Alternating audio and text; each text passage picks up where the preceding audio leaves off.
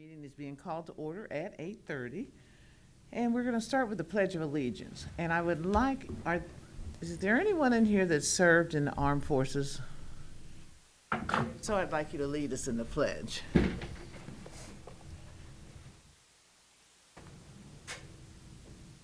I haven't, so I'll go ahead. I pledge allegiance to the flag of the United States of America and to the republic for which it stands, one nation, under God, indivisible, with liberty and justice for all.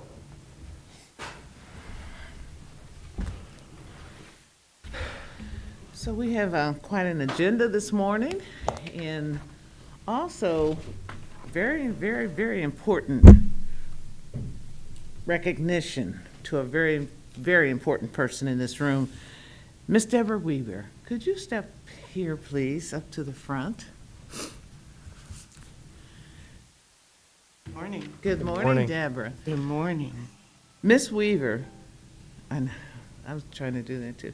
Miss Weaver has served us faithfully, nonstop, uninterrupted pretty much for 45 years here at the Board of Election.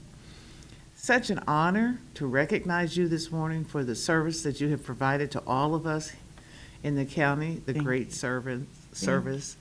And ask Kenny if he would come to the podium, please. Kenny Henney from the Secretary of State's office. Good morning. I am Kenny Henning, and I represent Secretary Frank LaRose for Southwest Ohio. And we were informed from the Board of Elections that you have served as a PEO for 45 years. On behalf of Secretary LaRose and our administration and the Board of Elections administration, we just want to thank you for your service of 4+ decades as a precinct election. Your role in democracy has been extremely important over the service, and we just really appreciate it. Thank you so you. much.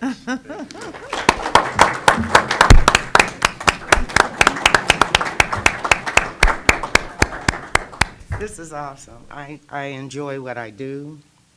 I take it very seriously, the voting process. I was raised by a lot of folk who participated in changing the laws, and I'm glad that I listened. Mrs. Pinky Williams was a person who got me started in this. Yes, I remember. And I've never turned back. I look forward to it, you know, and I don't care if you're voting for Donald Duck, Mickey Mouse, or the Tin Man.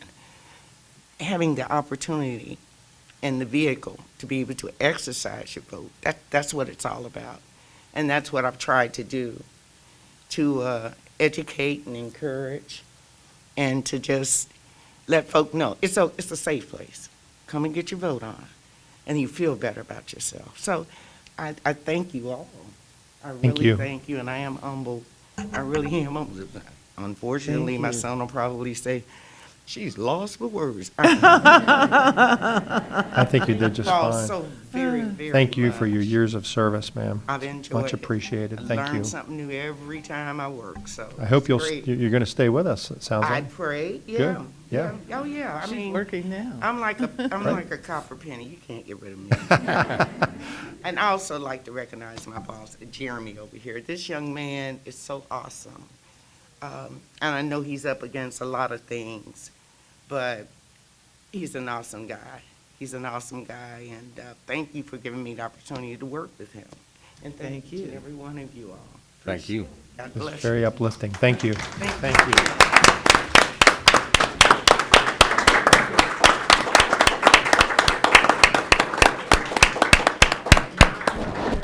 Continue getting people voted. There you go. Can we just do a photo shoot quickly, still maintaining safe distance if we walk down there and stand in our places Oh, here? wow. Okay. Yeah, because we got a lot of people we want to get them in and get them out so we can keep them moving.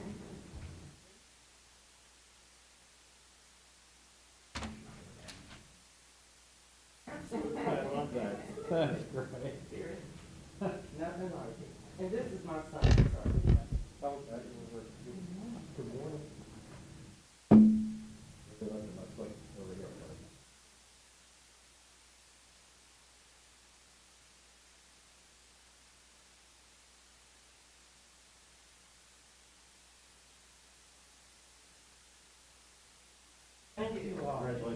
Thank you. Thank you for coming.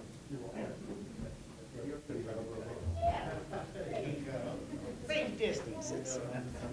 I must get back. Thank you all so very much. Ms. Weaver, Yes, Miss, ma'am. thank you so much. Awesome. Thank you. Thank you. I love it. I love it. I may steal that. Wow. Good to And- start with something positive today, I isn't it? know. Yeah, sure. And just in case I didn't mention this, because I was so excited, proper notice has been given for a meeting regarding the ORC, under the ORC Code 121.22. And, you know, we've had a lot of things happening this week. And I just want, as the chair of the board, as well as all my other fellow board members, just to give Joe Morgan's family. Joe Morgan passed away, as many of you know, yesterday. He went home. And he has been just an outstanding, phenomenal person in Cincinnati. And he was also active in doing a lot of voter registration. A lot of people may not know that.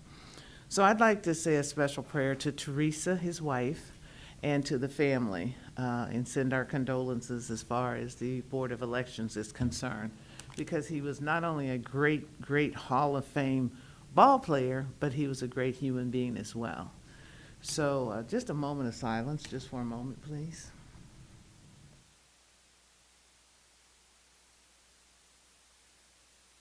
Thank you. Thank you.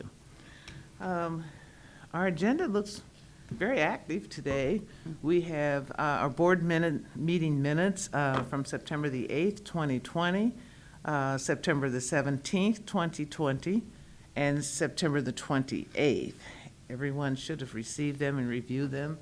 Any comments or changes on the minutes as sent? I have none. Okay. You said you have one or you have none? No, I have none. All right, very I'm good. fine. So with that then, Madam Chair, I'll make a motion that we approve the board meeting minutes from the September 8th, September 17th, and September 28th meetings. I'll second.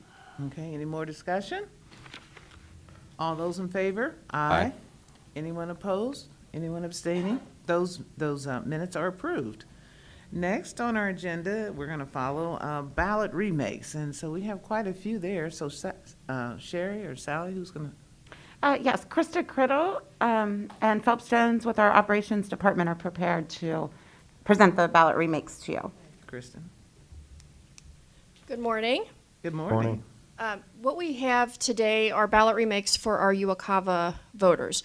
So for those that may not be aware, those are for our uniformed military, overseas, and civilian voters. They have the opportunity to receive an emailed version of their ballot since they're overseas. And then at that point, they have to print out their ballot from home, vote it, fill out the ID information, and then mail those back to us. Because they come in all different forms, all different papers, it's not on our actual ballot paper, we do have to remake those ballots. We do have a bipartisan team that does that. The ballots that we have that we can present to you today are A1 through A246. There were no question on voter intent on any of those ballots, so it's just a straightforward remake for those. Fantastic. Phelps can show you if you'd like to see some of those. I'm okay. I'll, perhaps other members want to, I don't need to, but I'll move that we approve ballots A1 through A246 as remade. I'll second. I want to thank you guys for the great job you've done sorting through those as well. Any more discussion? All those in favor? Aye. Anyone opposed? Anyone abstaining? That motion carries on the ballot remakes regarding the military voters. Thank you. Thank you.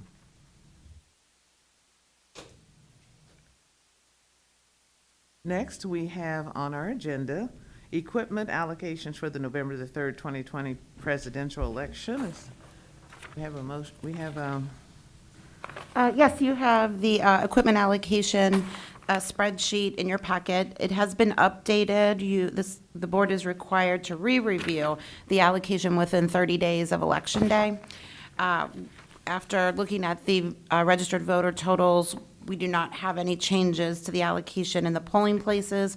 We did up the allocation to the early vote center and have already implemented that, and it's going well. So there's no changes on the equipment allocation that's recommended by staff. Just to note that we do have plenty of backup equipment in the field, so that if there is a report of a long line at a scanner, we can quickly add an additional scanner. And that equipment consists of privacy booths, marketing devices, locations, access writer, V-scams, privacy shields, clipboards, and e-poll books, Correct. correct?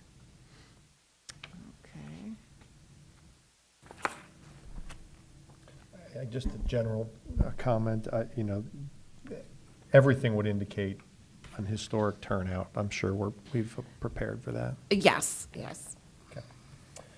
With that, then, I'm prepared to approve the equipment allocation for the November 3rd, 2020 presidential election. I'll make a motion to approve. I'll second. Okay, any discussion? All those in favor? Aye. Aye. Anyone opposed or abstaining? That motion carries. Thank you very much. Next, we have ballot and provisional envelope quantities for the November the 3rd, 2020 presidential election. Sherry? Yes, the spreadsheet also is in your packet.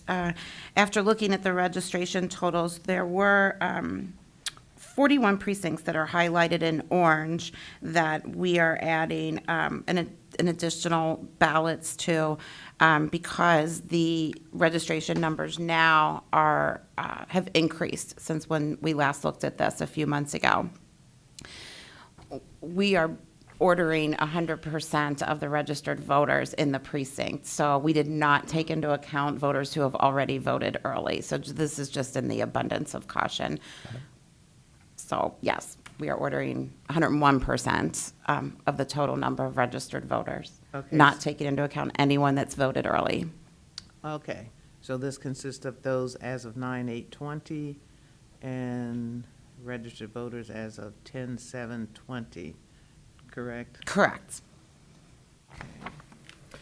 Okay, with that assurance from our director and having reviewed the documents, I'll make a motion that we approve the ballot and provisional envelope quantities recommended by staff for the November 3rd, 2020 presidential election.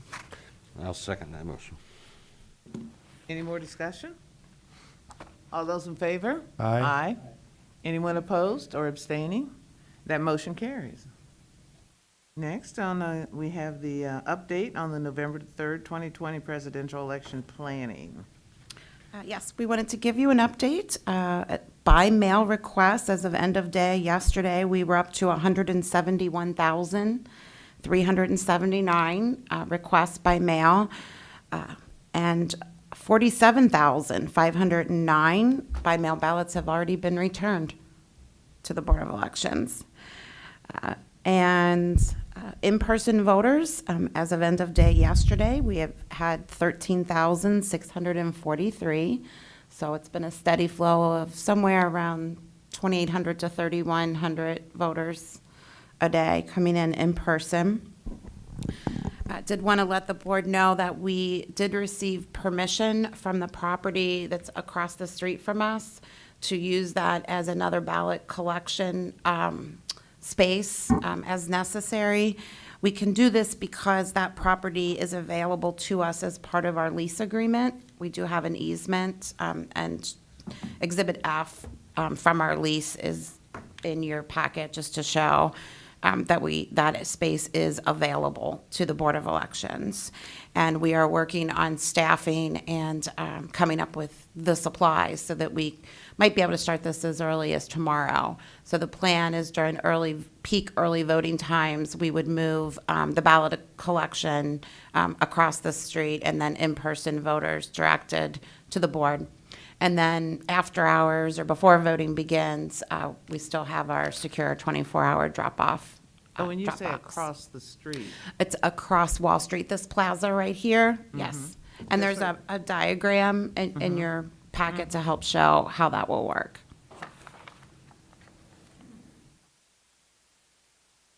So the plan is to divert during voting hours to vote to voters who are voting in person onto our property and those that are dropping off ballots onto the property across Wall Street, where there will be, we've ordered, have additional sheriff's deputies coming in to help with that traffic flow.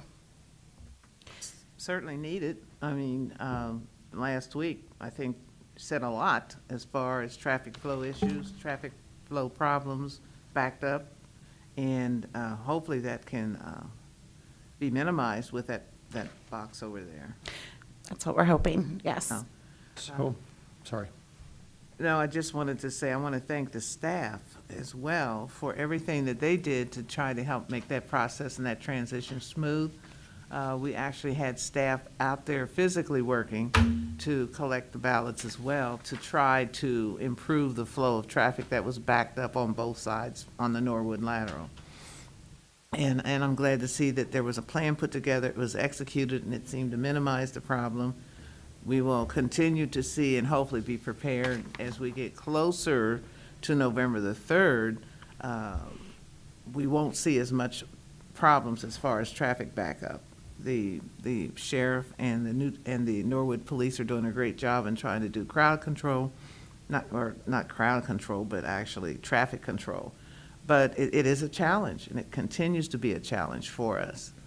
And I was thinking about this the other day, and I thought, thank goodness we are here in this location and not downtown. Can you imagine the nightmare we would have if we were downtown? So having this facility here has opened and improved access to voters being able to come in and vote and participate in the voting process. So, all of the discussions, all of the plannings, even the naysayers who talked about this location, this was the best thing that could have happened for the voters in Hamilton County. So we've got some bridges to cross, to minimize continued traffic flow problems, but I'd like to see an analysis of how this is going to look after we move the box across the street. So if you and Sally could work on keeping me updated on that, I would appreciate it. Sure. So a couple questions. Thank you, by the way, for this. And, it seems like last week, I think we kind of created some of our own, we can debate this, we don't have to, unnecessary hysteria in the sense that we just had to have an emergency meeting because we had to approve people outside. And it seems to me like when we got here and then when I looked, and I think, again, I don't think anybody did anything wrong in that sense. It was right to have an emergency meeting. All that's correct. But I haven't gotten the sense, especially from some of the comments and the media reports, that people have had a real issue getting here. I'm wondering if, honestly, if the staff has received complaints from people sitting in traffic or calling us to complain. Has that become an issue from the board staff's perspective? I haven't received complaints we've gotten very positive feedback, which we've included in your packet. There's been some social media that's discussed, it takes a little while, at certain times of the day to get in here. Okay. Yeah. Yeah, and I'm honestly looking for the feedback. I'm not, we all sometimes can be partisan here. I'm trying not to be. I'm just trying to get a sense of the real problem. And I know we all walked out there and got to see the traffic flow, et cetera. So I want to make sure that that the information that's flowing to the public is accurate in the sense that I thought last week it didn't rise in my mind to the level of crisis. It might have another board member's view, and I'm not going to dispute any of that. That being the case, my next question is this: is the permanent drop box that's always here, that will remain in place even during these peak hours? So we'll have 1, 2, 3 locations where people can drop off. Is that right? The plan is to have the two. Two, okay. Yeah, we would only do 3 if the need. Okay. Yeah, if we had to do that. Okay. Got it. So But we're it just gives us, having the 3 gives us a lot more options if we would, need to do that. But Got the it. plan is to have 2, and then, only increase it to 3 if we have to. But since the board has given the staff authority to do that now, from the last meeting that we had, then, Sally and I can make that decision together when the need comes up. Got it. My other question is, how much traffic or how many ballots or how much stuff gets dropped into that box, like late at night, like between a lot? It's a constant flow. Is it? So even at like 2 in the morning? What, It's, It's well, I don't know full. about 2 in the morning, but It's full after we get is it late full. in the Yes. evening and then pick it up in it's the morning. about 3/4 full when we come in the next morning. So we empty it before we leave, and then again, the very first thing, and it's between 50 and 75% full. Again, I never try to be a micromanager on this, but is it something where we will need a second one as things continue to sort of peak out? I mean, I can see, I'm a person who's up at night, up early. I could see driving a ballot out here at midnight, you know? Also, the closer it gets to the election, also the later we stay and the Yeah, right. earlier we get here. And we had So- sheriff deputies here Saturday and Sunday, and staff was here Saturday and Sunday working, so we were collecting through the whole Okay. weekend. I just Yeah, I we wouldn't don't want a let it go. situation where it's overstuffed or something. Yeah. I'm Yes. sure you guys are on top of that, okay. Yeah. And then the ballot drop-off across the street starts when?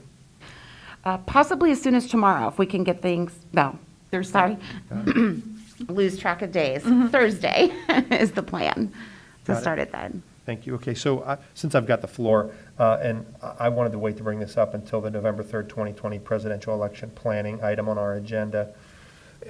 And I'd be curious to know what my fellow board members across the board here think. I'm getting a lot of feedback about the bullhorn situation and our bullpen, and frankly, both sides now are sort of competing bullhorns. I know the staff has talked about it. I'm very, very reluctant to ever stifle anybody's First Amendment rights, and that's not at all what this should be about. But I think there is a right to vote in some level of peace without being influenced while you're in the polling location. I've spoken frankly with Sherry about it. I want the board to at least put it on our radar screen, because it seems to me we're not set to meet. Something tells me we'll meet between now and Election Day, but hope not, because these things will go smooth. But anyway, I'm debating frankly on whether a motion's necessary. And again, I don't mean to put Cooper on the spot either, but within our bounds, within our legal authority, I wonder what can be done to make sure that we're, the bullhorns, again, and it's both, maybe all three sides or whatever the sides are. I know it gets a little crazy out there. I just wonder if anybody on the board has any view about it. And I'm debating, frankly, on making a motion to authorize our staff to take action. Cooper, not to put you on the spot, I wonder if this has hit your radar at all. I think we talked to Dave. Well, I'd like to say I mean, I've heard something. about it, but Cooper, I'd like to make a comment. Please. I was here last week. I was called in because of the bullhorn situation. I came in and I stood with Jeremy and listened, because there were complaints that you could hear the noise level inside of the polling area. Then Jeremy and I went out and said something to one of the individuals that had a bullhorn, because they didn't think it was that loud. So then we had them begin to turn the volume up. And then when the volume got to where it was not loud that you could hear inside, but that they could hear outside, Jeremy and I went out and said, that's the level that you need to keep it at. And to my knowledge, they kept it at that level unless something else has happened since I was here last week. But we did talk with those that you could talk with, and they were amenable to being able to moderate and to do the bullhorn at a level that did not penetrate through the walls of the building. And I think that we were able to work with them and have a resolution, but I don't know, have we had any more problems?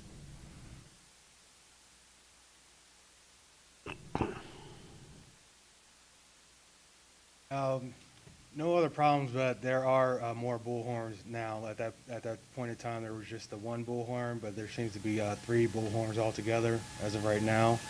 We did move the campaign pin further down the drive away from the front door of the voting center, so the volume, the loudness of the volume shouldn't carry over into inside the facility.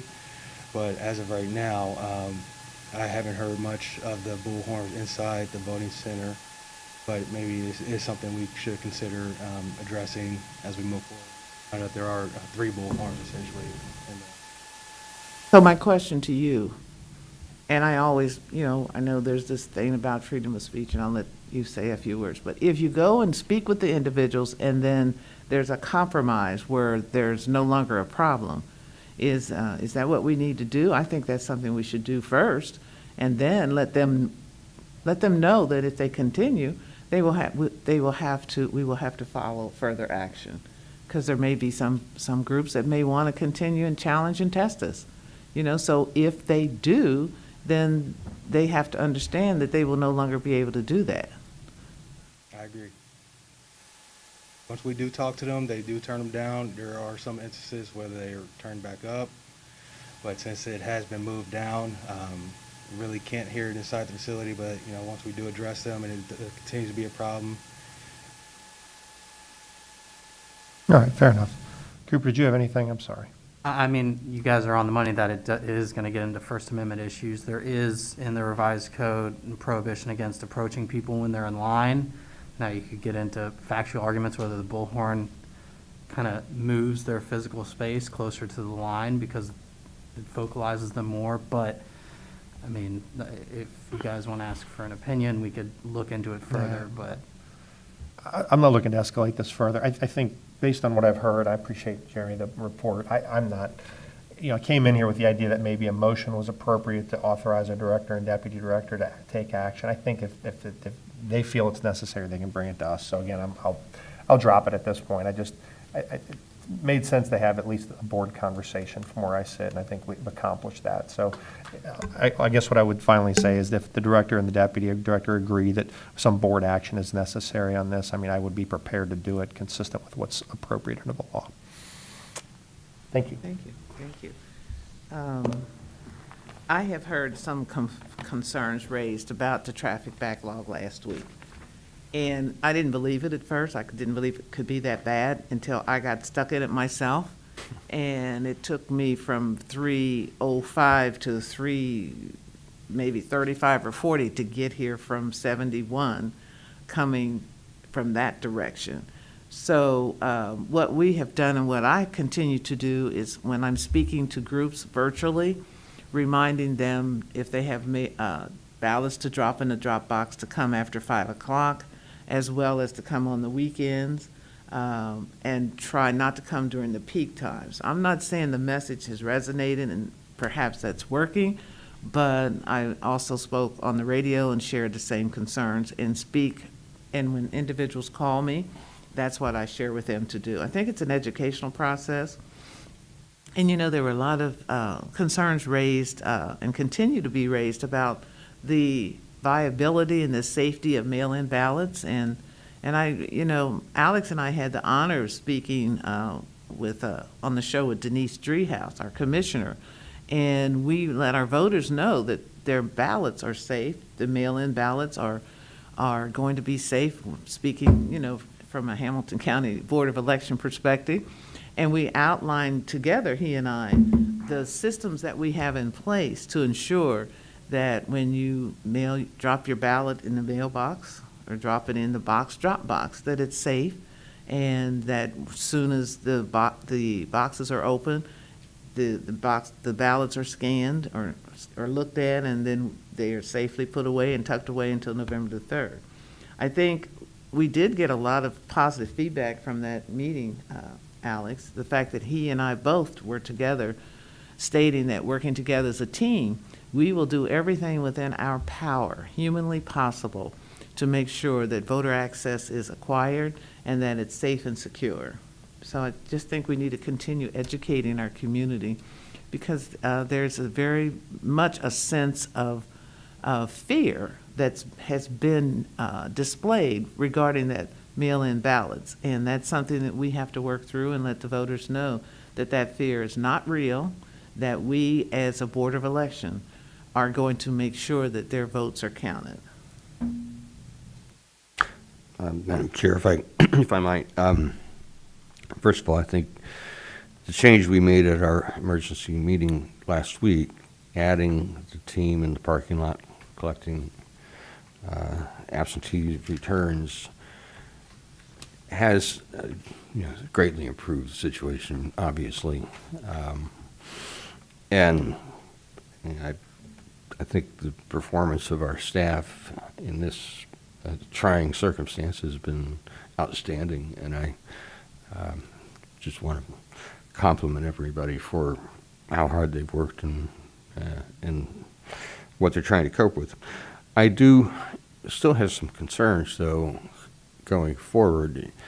The pattern of early voting this year has been, as we all know, a little different than what has taken place in the past. In past years, what would typically happen is you get a big burst on the first day, sort of. It would taper off for maybe 10 days, 2 weeks.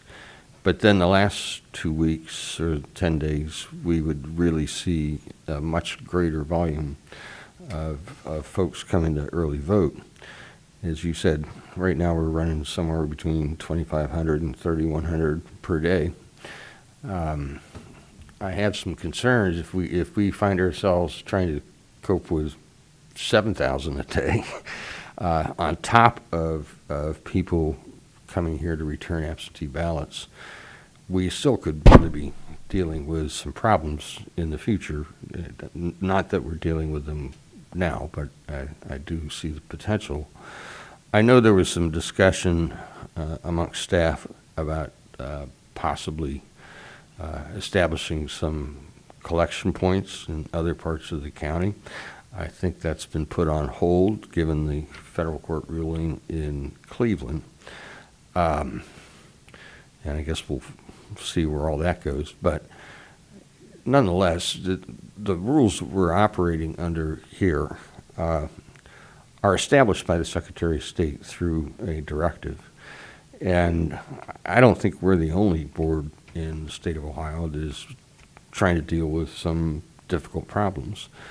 And I just would urge the Secretary to consider modifying his directive a little bit to provide boards of elections the ability to cope with the problems that we can all foresee potentially happening.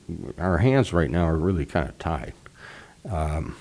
And I just worry about what's going to happen at the end of this whole process.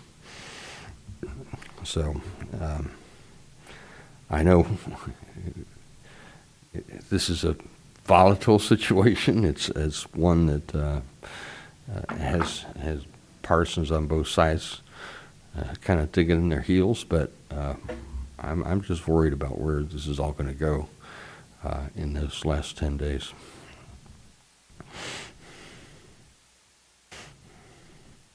I think we all have concerns. You're Yeah. not the only one, and I think what I'm seeing and hearing from the staff, they're trying to prepare, but I've always been taught to be prepared for the unexpected. We kind of know what's going to be expected, and there's still, I think, some work to be done. And I agree. I think now it's probably, I'm not going to say too late, but we've drugged this out for 3 or 4 months, and we're still singing the same song, and the melody has not changed. So I think it's continues to be a concern. I think we're trying to work through it to the best of our ability. But in the staff, you can only bend the staff so far. And I felt that when I came over here about the bullhorns, and I watched Jeremy and all the other staff in action, working with all of the different individuals coming to vote, as well as to drop their ballots in the ballot box. And it's a lot of stress on our staff. And I observed all of our staff being pulled in different directions, but they persevered. But you don't want to run a good thing in the ground either. And we want our staff to be able to continue to work to the best of their ability, but they're under a lot of stress. And for my concern, if we move toward any more radical increase in numbers, that's definitely going to take a toll on our staff in working together collectively as a team. And I think it's something we need to think about. I know it's something we need to think about because we have great staff, and if you would just watch what they're dealing with, the concerns, the complaints. I heard people complaining that people weren't wearing masks, outside. And someone said, well, it's outside, we don't have to wear a mask. Yes, you do have to wear a mask, and So our staff is trying to deal with those variables, to me, that make no sense. And some of my healthcare coworkers came to cast their ballots, and they raised the concerns as well.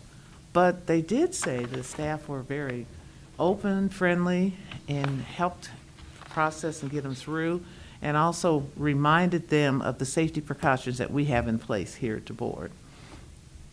But I agree, it's something we need to be prepared for.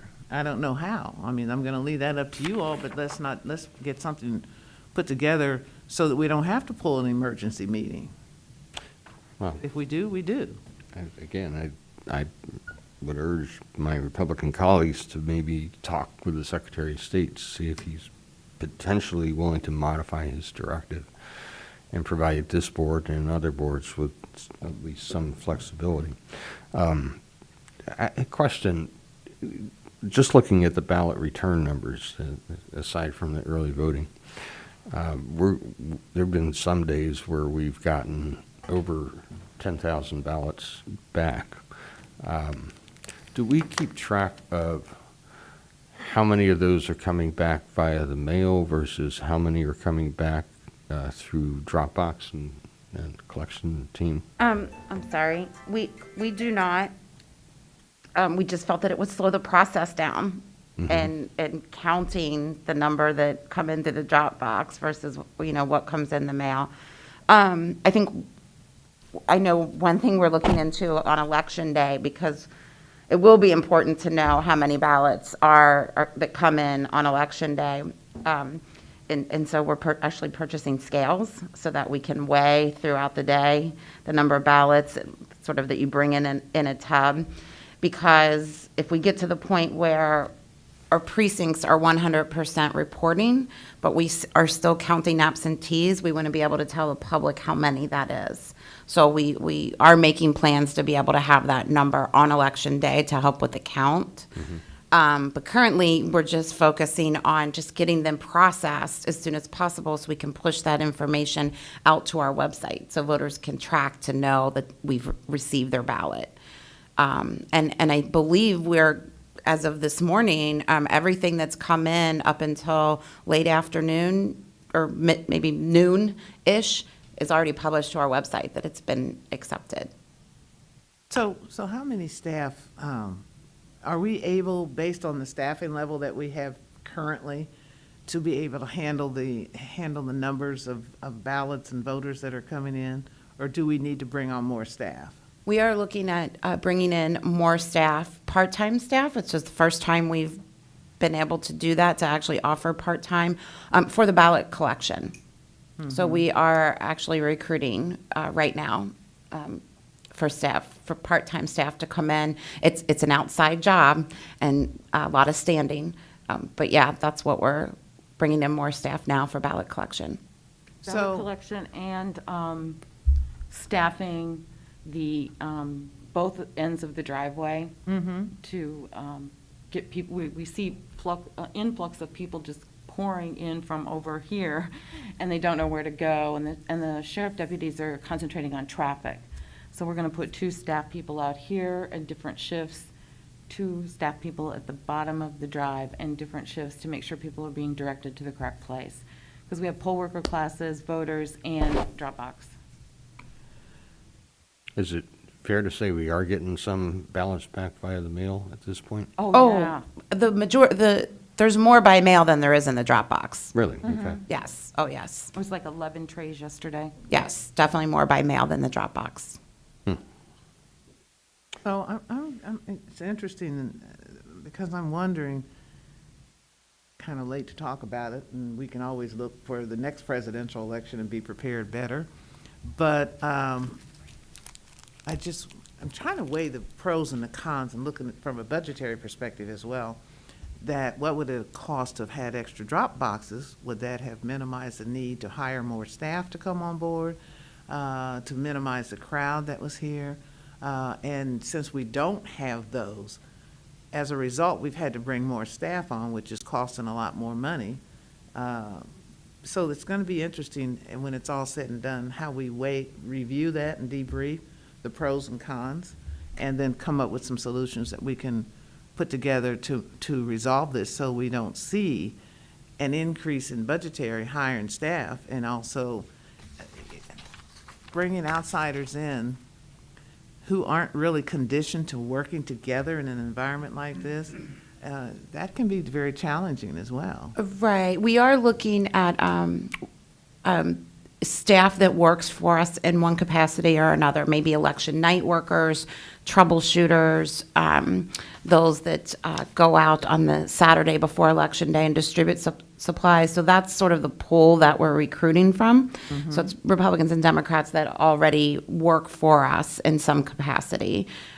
Whether it's just election night or, election day as a troubleshooter. We're starting with that pool first. And, criminal background checks are conducted as well. We currently have about 155 extras in here and over in the annex, and that's pretty much the max that we can do to keep it safe distances. Oh, that's right, that's right. So have we received any concerns from, I heard, I've sent some calls to you when I've had them. Some people have not yet received their ballots that were mailed out last week. Are you getting many calls about that? We've received a few, which is typical in every election. The post office does, for ballot delivery, it's 2 to 5 days. I'm sorry. I don't know why. What do you have going on this year? Let's go. Something's wrong with my phone. I keep turning it, silencing it. Anyway. But I'm sorry, I lost train of thought. 5 days. Yeah, and so we'll it's 2 to reissue. 5 days, and then, so that would have, we had Sunday, and then we had Columbus Day. Right, right. So we were waiting for those that we mailed out last Tuesday. If we were waiting till today, if they didn't receive it today, then we will reissue, because we did have the Columbus holiday. I was in just there. wondering, I haven't received mine yet. So I'm gonna track it and see why, whenever it comes. But I know, I checked on Track Your Ballot, and I know it went out, but I haven't received mine. So I was just wondering if there'd been other concerns raised, or people saying the same thing. Yes, there's been a few, yes. Yeah, it's not really higher than normal, though. Okay, When you figure that 150-some thousand were sent to the post office, or dropped to the post office at one time, there are ballots that disappear. okay. Well, if it becomes higher than norm, then maybe we can do some research and find out if there's a particular area of town or a particular postal service area that maybe. The ones I've noticed are the people who are out of state who've Okay. been contacting us. Okay. Caleb, I didn't mean if you were talking. Done everything right now. Staff does want to request that the board go into executive session to discuss security arrangements. There's one other agenda item, if you'd like to take it out of order, so then if Yes, those that let's do want that first. Okay. So the last agenda item is approval of a holiday schedule for 2020. And staff is asking that the board close the office at noon on Christmas Eve, December 24th, and reopen after the New Year's holiday on January 4th. This would be closing the office for 4.5 business days. We would make sure that the drop box and the mail is received daily during that time that we're closed. But this has just been such an incredibly challenging year for staff. I think it would be a little morale booster to have something to look forward to right now. And there's no filing deadlines around that time. There's nothing that, we still be able to keep up with all of our responsibilities, having the office closed those 4.5 days. I fully support that, Madam Chair. The work that people put in here is extraordinary and not properly recognized by the public in many respects, so I'm fully in favor of adopting this measure. Do we have a second? Is that a motion? I'll make a motion that we Make a adopt motion? the recommendation I'll of the second. director and the deputy director for a holiday plan as indicated. I'll second that motion. Okay. Any discussion? Only discussion I have is working with the public every day. All of us do. Most of us are really trained to work with the public, but when you're in such a diverse area with so many people with so many different backgrounds coming on you all at once, it's definitely a challenge. So all those in favor Aye. Anyone opposed? Anyone abstaining? That motion carries. And did we have anything else before? Just to go over your meeting schedule, I did circulate an email last week. There is a possibility you may need to meet between now and the next regularly scheduled meeting of November 2nd. We don't have anything on an agenda for that, but just keep in mind something may come up between now and November 2nd. But your next regularly scheduled meeting is at November 2nd at 8:30 a.m., and then you would stand in recess until November 3rd, Election Day, at 6:30 p.m. And then we're asking the board to meet on November 16th at 8:30 a.m. to vote on ballot remakes and the verification of the provisionals. And then to come back 2 days later on November 18th in the morning to approve any provisional ballot remakes, and then to certify on November 18th at 3 p.m. Wait a minute. You said November the 18th twice? Twice. 8:30 in the morning? And then to And then- come back at 3 p.m. to Okay. certify. That gives us some time to then scan the ballots you approve in the morning and then tabulate the official count. We run through those dates a little slower. I'm happy to Sorry, put them all sure. in, that's okay. Okay. So the second, we have 8:30 a.m. Correct. Then the third, obviously, is Election Day. We'll all be available all day for that. And then not meeting again unless, of course, something's required until the 16th, right? Yeah, just to back up on the 3rd, even though you'll all be here, we want to make sure you're here at 6:30 p.m. In order to vote on remakes. I had 6 p.m. in my original calendar, but maybe I was wrong, so 6:30 instead of 6 on Election Day? Krista, would 6 be better? I have 6. I don't know Okay. how that got in there, but it did. 6 or 6:30? If you can do 6, let's go at 6 p.m. Okay. Right. Yep. Keep in mind, it could be a very long night. We're familiar with that. Been there. November 16th at 8:30 a.m. November 16th, 8:30. And that, Jerry, just how long do you anticipate that? Maybe you could give us times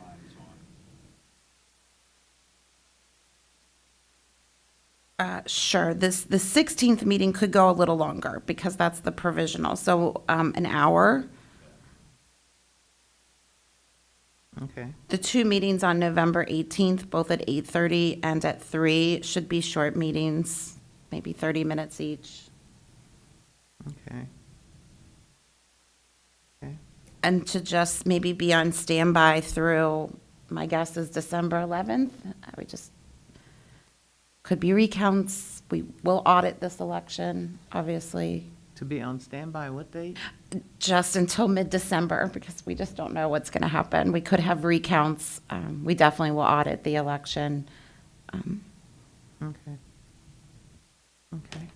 but that's what we have scheduled at this time. All righty. I have, when we were talking, and I meant to share this earlier, about bringing on additional staff and looking at what we can do to make this process smoother.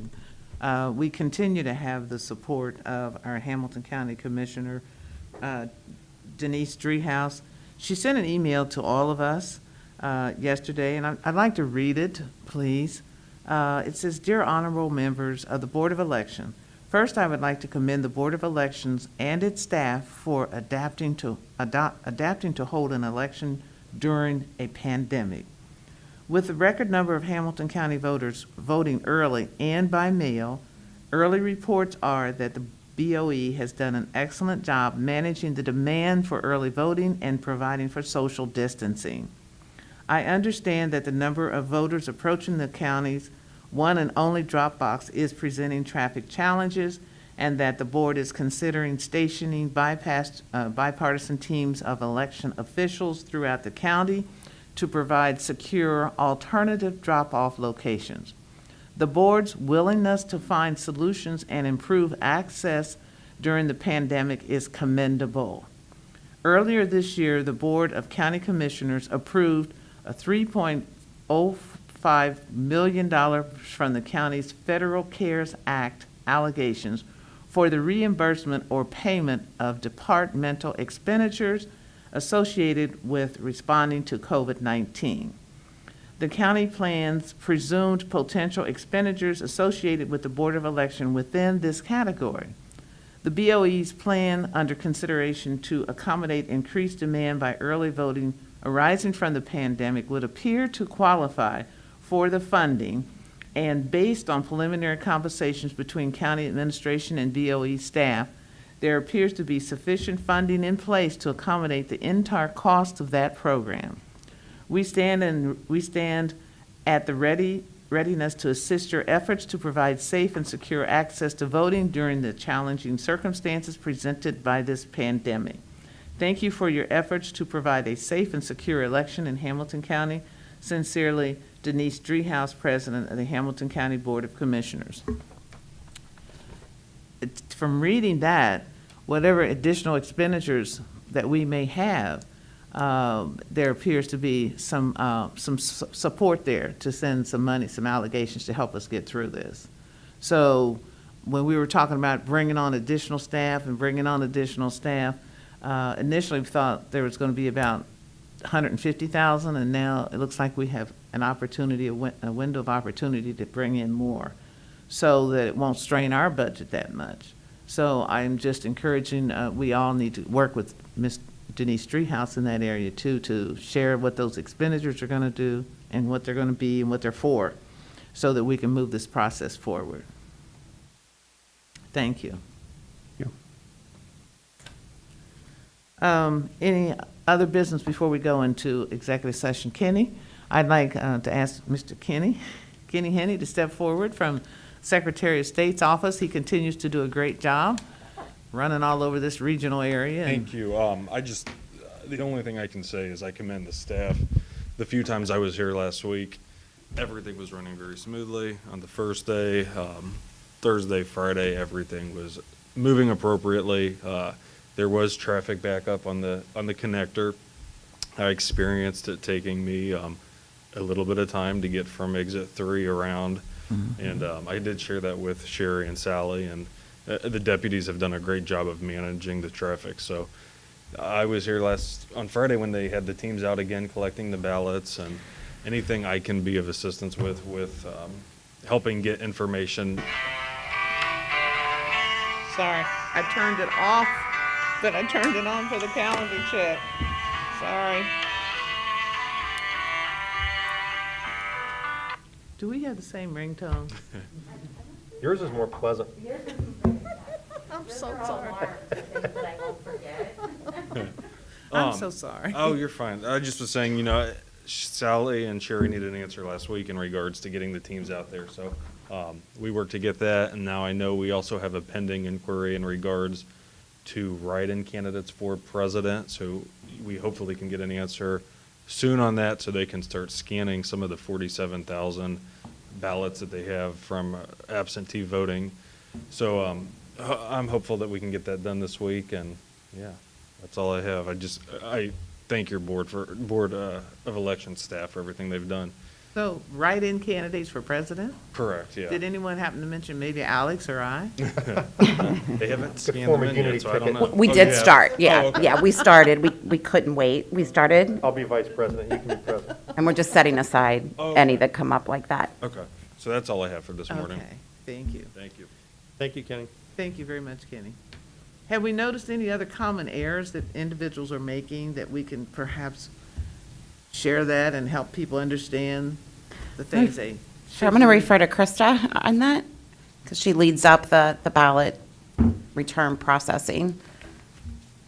Krista to the staff? Hi, Yes. thank you. A couple of things that we have noticed as ballots are coming back. The ID envelopes, if we can reinforce that they need to make sure they fill everything out, the ID information, as well as the signatures. We're getting a lot that are not coming back without signatures on them, in which case they do get a Form 11S that they can correct that. So that would be an important thing, and also to make sure that folks put both, if they have a 2-sheet ballot, to make sure that they put both sheets in, whether or not they plan to vote for that, the issue or candidate on the second sheet.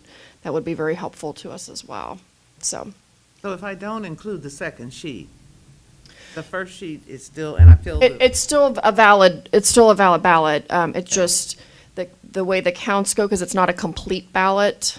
So, Has to be remade. yes, it has to be remade and then come before the board before that we can scan Okay. that, so.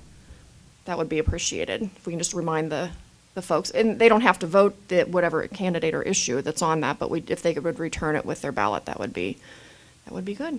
Okay. Thank you. Thank you. And there's been some traffic noise on our website about people thinking that once they scan their ballot, if they don't mark it correctly, it might not count. So I just think, we should reassure people that once a poll worker here or at the polls, accepts their signature and they scan their ballot, that ballot is cast.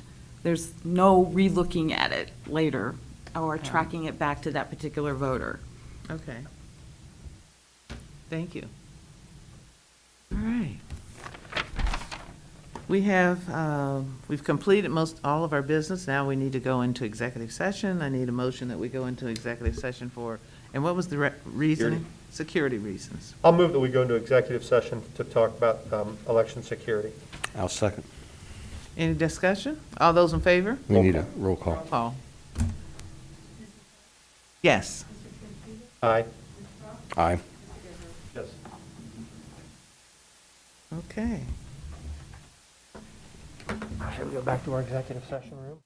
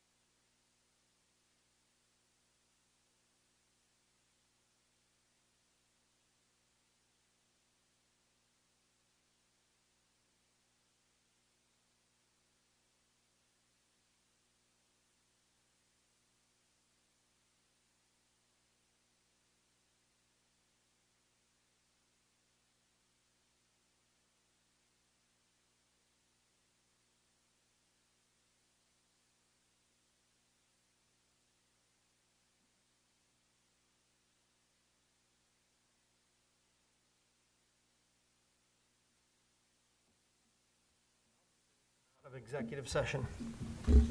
Roll call. Yes. Yes. Aye. Oh, no. We are now out of executive Caleb session. missed that part of the conversation. Yeah. We'll explain it to you after the Yeah. meeting. And after a discussion regarding security arrangements, and need to now entertain a motion to adjourn the meeting. I'll move that we adjourn. Second. Any more discussion? All those in favor? Aye. Aye. Anyone abstaining? Anyone? That motion carries. We have adjourned our meeting for the morning. Thank you, everyone. Caleb, a conversation.